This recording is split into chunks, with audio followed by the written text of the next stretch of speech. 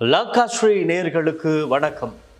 மீண்டும் இலங்கையில் பேசு பொருளாக இருக்கின்ற தேசிய பாதுகாப்பு என்பது தான் இப்பொழுது அனைவராலும் பேசப்படுகின்றது. நேற்று இரவு தொடக்கம் இந்த விடயம் பெரும் பேசு பொருளாக இருக்கின்றது. காரணம் என்னவென்று பார்த்தால், நேற்று இரவு 9:10 அதாவது 9:10 மணி அளவில் மீத்தொட்டமுள்ள கொரோனாவ தொடர் குடியிருப்பு பகுதியில் இடம்பெற்ற ஒரு துப்பாக்கிச் சூடு.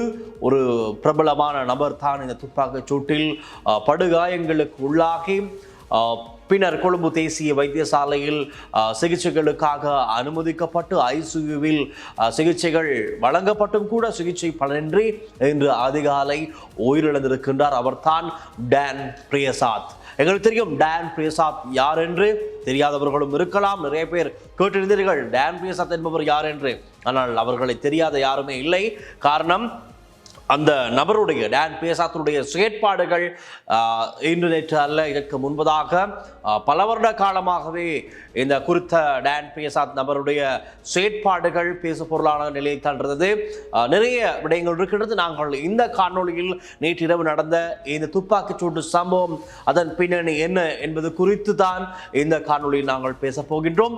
விரிவாக பார்க்கலாம் வாருங்கள். நேற்றிரவு 9:10 மணி அளவில் ஸ்ரீலங்கா பொதுஜன பெரமுன கட்சியின் கொலன்னாவ நகரசபை வேட்பாளர் டான் பிரியசாத் 39 வயது. அவருக்கு கொரோனாவ லக்ஷக செவன் தொடர்மாடி குடியிருப்பில் வைத்து நடத்தப்பட்ட துப்பாக்கிச் சூட்டில் அவர் உயிரிழந்திருக்கின்றார். குறிப்பாக நேற்று இரவு இந்த குறித்த நேரத்திலே 9:10 மணிக்கு தொடர்மாடி குடியிருப்பில் அவருடைய வீட்டுக்கு அருகிலே ஒரு விருது பிரசாரத்தில், அதாவது மதுபான குடித்துக் கொண்டிருந்த நேரத்திலே 2 நபர்கள் குடித்துக் கொண்டிருக்கும் போதுதான் இந்த சம்பவம் இடம்பெற்றிருக்கிறது. அந்த இடத்தை நோக்கி வருகின்ற இனம் தெரியாத 2 நபர்கள் தான் இந்த துப்பாக்கிச் சூட்டை நடத்தி தப்பிச் செல்கிறார்கள். அவர்கள் இருவருமே மோட்டார் சைக்கிளில் தான் அந்த தொடர்மாடி குடியிருப்புக்கு வந்திருக்கின்றார்கள். வந்ததை அடுத்து அந்த சிசிடிவி காட்சிகளும் இப்பொழுது வெளியாகி இருக்கின்றது. இந்த நிலையில் இந்த இவ்வாறு வருகின்ற இருவரும் தான் டான் பிரியசாத்தை நோக்கி துப்பாக்கிச் சூட்டை நடத்தி இருக்கிறார்கள்.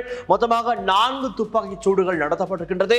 அதில் 2 டான் பிரியசாத்துடைய மார்பு பகுதிக்கும் மற்ற 2 தோள்பட்டை பகுதியிலும் தான் பட்டு அவர் படுகாயங்களுக்கு உள்ளாகின்றார். இந்த நிலையில் டான் பிரியசாத்தோடு மதுபானம் அருந்திக் கொண்டிருந்த மற்றும் ஒரு நபர், அவருடைய நண்பர், அவரும் படுகாயங்களுக்கு உள்ளாகி இருக்கின்றார். உடனடியாக அந்த தொடர்மாடி குடியிருப்பின் மக்கள் செயற்பட்டு டான் பிரியசாத்தை உடனடியாக கொழும்பு தேசிய வைத்தியசாலைக்கு கொண்டு செல்கின்றார்கள்.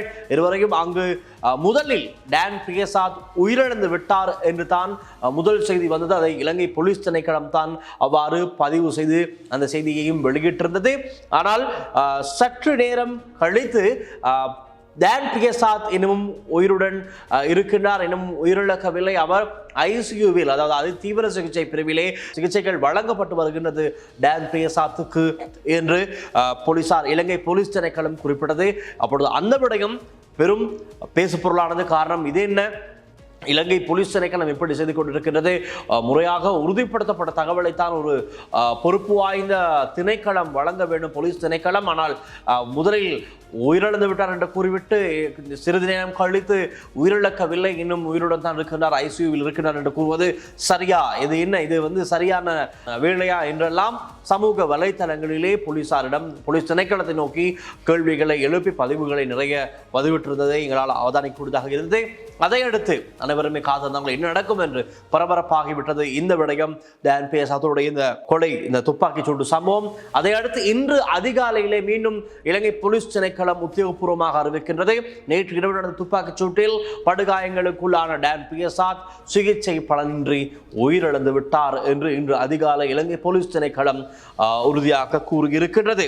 அவை இதுதான் முடிந்திருக்கின்றது. இந்த நிலையில் இப்பொழுது அவர் உயிரிழந்து விட்டார் என்று முடிவாக கூறப்பட்டு விட்டது. இப்பொழுது டான் பிரியசாத்துடைய இந்த மரணம் பற்றி சமூக வலைத்தளங்களில் பலவிதமாக பேசப்பட்டு வருகின்றது. அவ்வளவு நன்மையாக இல்லை அந்த விடயங்களை பார்க்கும்போது. அவருக்கு எதிரான கருத்துக்கள் தான், அவருக்கு மீது இருந்த வெறுப்பு, எவ்வளவு வெறுப்பு இருக்கின்றது என்பது தான் இந்த சமூக வலைத்தளங்களிலே அனைவருடைய பதிவுகளை பார்க்கும் போதும் தெரிகின்றது. தமிழ் மொழி பேசுபவர்களாக இருக்கலாம், சிங்கள மொழி பேசுபவர்களாக இருக்கலாம், முஸ்லிம்களாக இருக்கலாம், யாராக இருந்தாலும் அனைவருமே இந்த டான் பிரியசாத் மீது இருக்கின்ற வெறுப்பு எவ்வளவு என்பதை அவர்கள் இந்த சமூக வலைத்தளங்களிலே வெளிக்காட்டி வருவதை எங்களால் அவதானிக்கூடியதாக இருக்கின்றது பெருமளவில். காரணம், இந்த செய்திகளை பதிவிடும் போது ஃபேஸ்புக்கில் அனைத்திலும் பார்க்கும் போது இந்த ஆஹா ரியாக்ஷன், அதாவது சிரிப்பு ரியாக்ஷன் தான் இவருடைய மரணத்தின் பின்னர் இருக்கின்றது. ஒவ்வொரு பதிவுகளுக்கும் காணக்கூடியதாக இருக்கிறது. இருப்பினும் அது ஒருவருடைய மரணத்துக்கு அப்படி சிரிப்பது அவ்வளவு நல்லதல்ல, அது ஏற்றுக்கொள்ள முடியாத ஒன்று. இருப்பினும் இந்த மக்களுடைய வெறுப்பை தான் இவர்கள் சம்பாதித்திருக்கின்றார்கள். காரணம், ஒருவருடைய மரணத்தில் இவ்வளவு சிரிப்புகள் ஆஹா ரியாக்ஷன்கள் இருக்கின்றது என்றால் அது நீங்கள் தெரிந்து கொள்ளக்கூடியதாக இருக்க எவ்வளவு வெறுப்புணர்வு என்று இருக்கிறது என்று. என்ன வெறுப்புணர்வு என்று தெரியாதவர்களுக்கு நாங்கள் நிச்சயமாக நினைவு கூறியாக வேண்டும். அது எங்களுக்கு தெரியும். இதற்கு முன்பதாக நல்லாட்சி காலத்திலே இலங்கையில் ஒரு சில கலவரங்கள் வெடித்தது. முஸ்லிம்களுக்கு எதிரான நிறைய கலவரங்கள் நடந்தது. சமூகங்களுக்கு இடையிலே நடந்த ஒரு சில கலவரங்களுக்கு முன்னிலையாக செயற்பட்ட முக்கியமான நபர்களில் டான் பிரியசாத்தும் ஒருவர் என்பது குறிப்பிடத்தக்க விடயம்.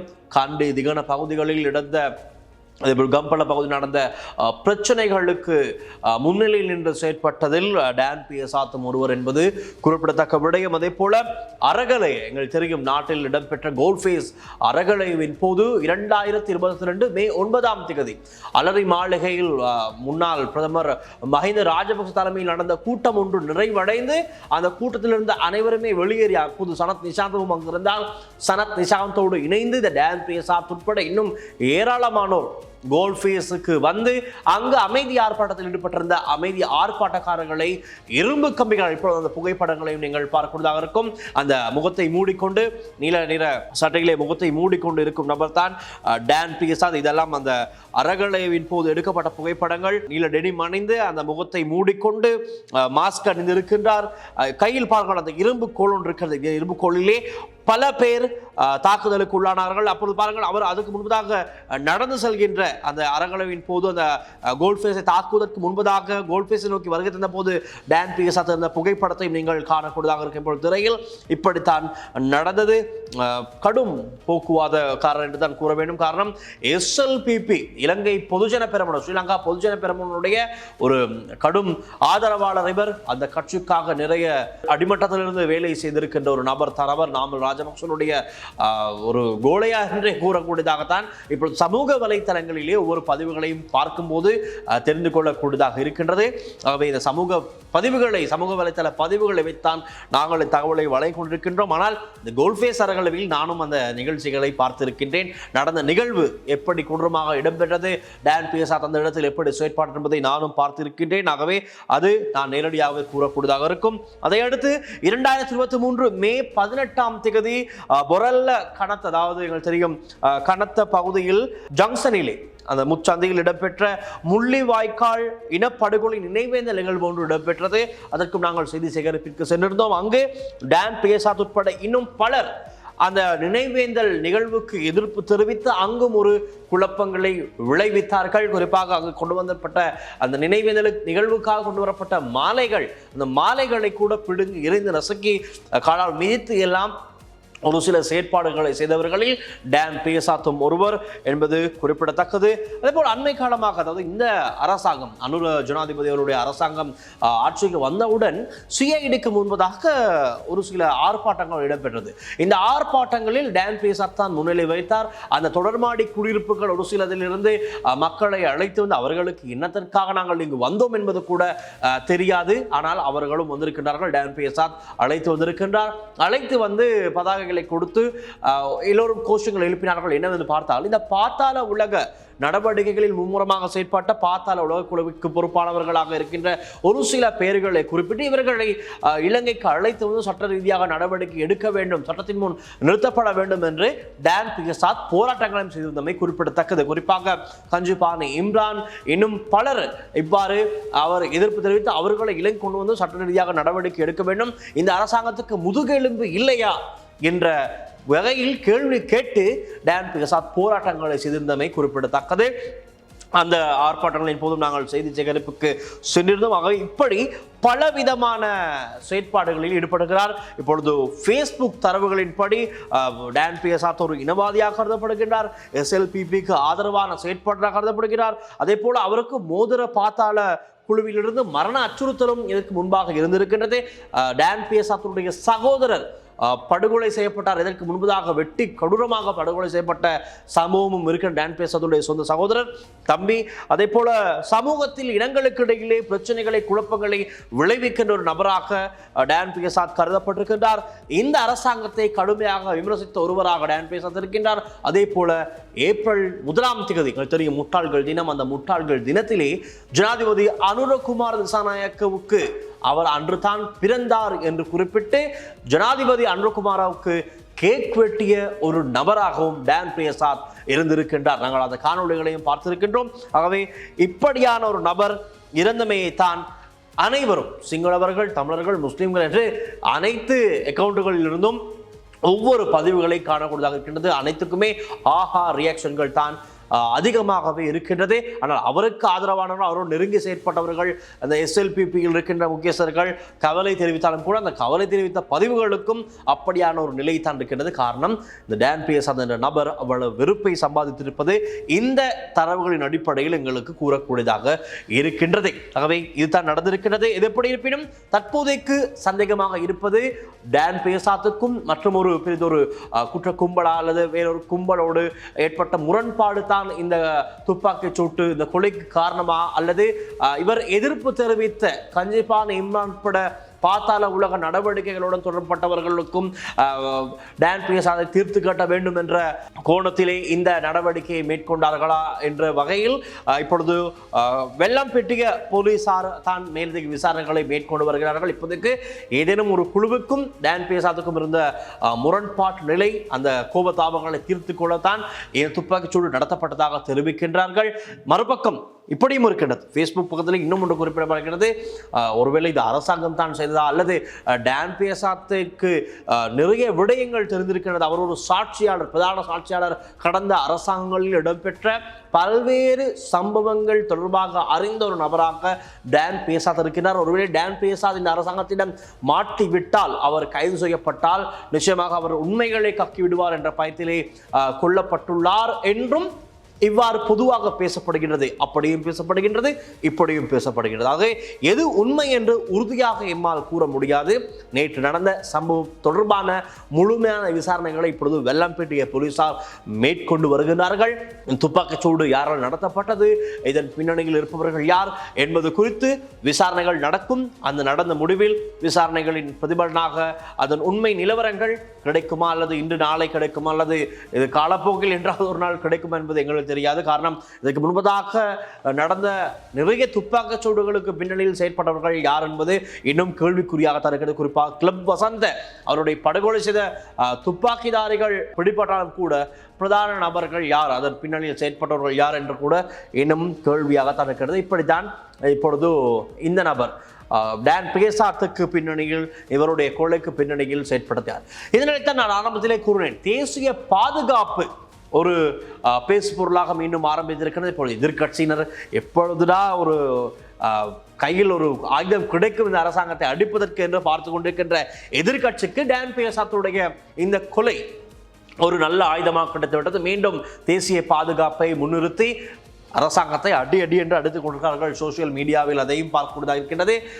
டான் பியசாத் அவர் ஒரு இப்பொழுது நான் குறிப்பிட்ட விடயங்கள் படி குற்றவாளியாக பார்க்கும்படி பார்க்க போனால் அவர் ஒரு குற்றவாளி தான் பார்க்கும்போது. காரணம், பிப்ரவரி 11 இந்த வருடம் கட்டுநாயக்க வெளிநாட்டிலிருந்து கட்டுநாயக்க விமான நிலையத்துக்கு வந்தபோது அவர் கைது செய்யப்படுகின்றார். கைது செய்யப்பட்டு பின்னர் சிறையில் அடைக்கப்பட்டு மீண்டும் பிணையில் விடுதலை செய்யப்படுகின்றார். அப்பொழுது தான் அவர் வெளியில் சுற்றியிருந்தார்.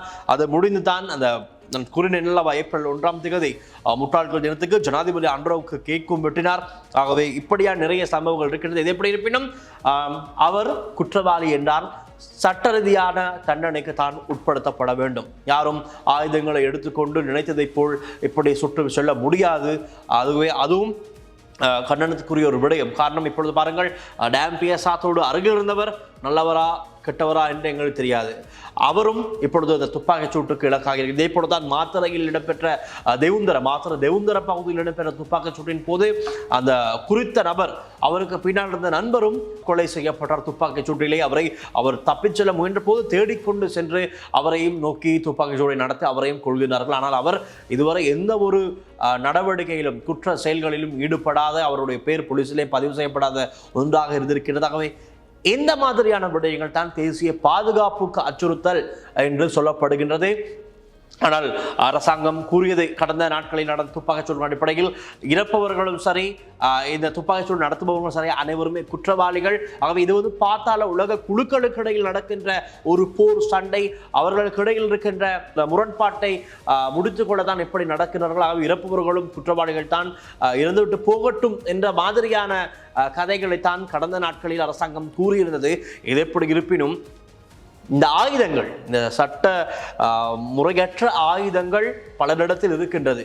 இந்த ஆயுதங்களை பயன்படுத்தித்தான் பாதுகாப்பாக அவர்கள் பயப்படாமல் வந்து பாதுகாப்பாகத்தான் வருகிறார்கள். நீங்கள் காணக்கூடியதாக இருக்கிறது. அல்லது ஒரு இடத்திலிருந்து இன்னொரு இடத்திற்கு ஒரு துப்பாக்கியை, அது கை துப்பாக்கியை தான் இந்த துப்பாக்கி சூட்டு சம்பவம் இடம்பெறுகிறது. கை துப்பாக்கியை சுமந்து கொண்டு எப்படி வருகின்றார்கள். ஆகவே அங்குதான் பாதுகாப்பு அச்சுறுத்தல் இருக்கின்றது. ஒரு வேளையில் அங்கு டான் பிசாத்துக்கு பதிலாக வேறொருவர், யாரோ குற்ற செயல்கள் ஈடுபடாத ஒருவர் இருந்தால் அவரை சுட்டு சென்றால் என்ன ஆவது? அல்லது நாளை வெளியிடங்களுக்கு செல்லும் ஒரு நபர் யாராவது இலக்கு தவறி சுடுபட்டால் என்ன செய்வது? இப்படியான சம்பவங்கள் நிகழ்காகவே இதுதான் நிறுத்தப்பட வேண்டும் என்று அரசாங்கத்திடம் பொதுமக்கள் கேட்டுக்கொள்கிறார்கள். ஆயுதங்கள் கண்டுபிடிக்கப்பட வேண்டும். இந்த பாத்தாள உலக நடவடிக்கைகள் முற்றாக ஒழிக்கப்பட வேண்டும். தெரியும், ஜனாதிபதி அன்ரகுமார் திசாநாயக்க அதாவது ஆட்சிக்கு வருவதற்கு முன்பதாகவே கூறியிருந்தார், பாத்தாள உலக நடவடிக்கைகளை முற்றாக ஒழிக்க அனைத்து செயற்பாடுகளையும் செய்வோம் என்று. அதே போல பாதுகாப்பு நடவடிக்கைகளுக்காக பல பில்லியன் ரூபாய் ஒதுக்கப்பட்டிருக்கின்றது வரவு செலவு திட்டத்திலாகவே.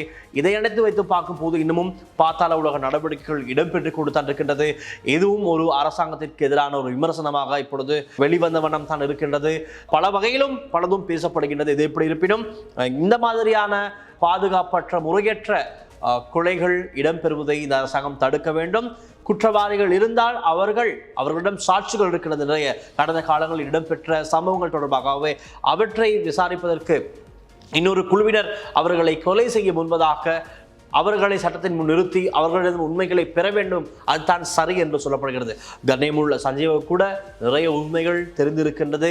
ஆக இப்பொழுது அவர் இறந்த பின் அந்த உண்மைகளும் அவரோடு சேர்த்து இறந்து போய்விட்டது. இனி எங்கு சென்று உண்மைகளை தேடுவது? அதே போலத்தான் டான் பியசாத் கடந்த காலங்களில் இடம்பெற்ற நிறைய குற்றச்செயல்களுடன் தொடர்பட்டிருக்கிறார். ஆகவே அந்த குற்றச்செயல்களை செய்வித்தவர்கள் யார் என்பது குறித்து டான் பியசாத் ஒருவருக்கு மாத்திரமே தெரியும். இப்பொழுது அந்த நபர் கொல்லப்பட்டு விட்டார். அந்த உண்மைகளும் கொல்லப்பட்டு விட்டது, மரணித்து விட்டது. இனி கேள்வி குறித்தான் இந்த லிஸ்டில் இருப்பவர்கள் அடுத்து யார் என்று கோணத்திலும் சமூக வலைத்தளங்கள் நிறைய பதிவுகள் இருக்கின்றது.